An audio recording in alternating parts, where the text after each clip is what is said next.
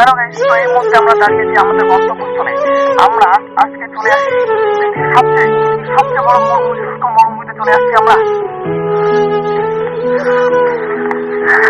এত প্রচন্ড গরম, এই গরমের মাঝখানে আমরা এখানে দুজনেই আছি। এখানে কোনো জলের সন্ধান নেই, প্রচন্ড রৌদ্র আর পানি ছাড়া কোনো মানুষের কোনো সন্ধান পাবেন না আপনারা এখানে।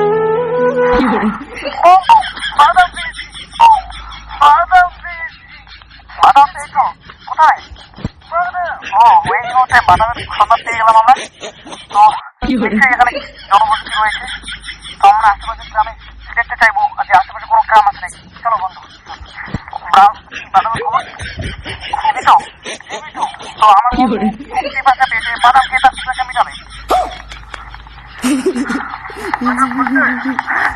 হালকা পাতলা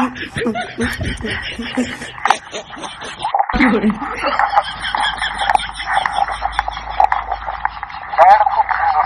এই মুহূর্তে আমরা যে জায়গাটায় আছি সেই জায়গায় আমরা দেখলাম একটা ঘর বসতি, বাদাম।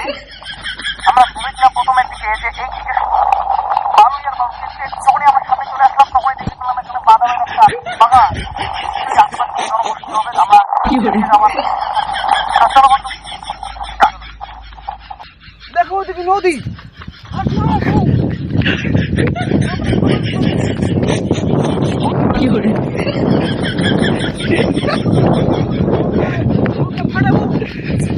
খবর সদর পেয়ে গেছি।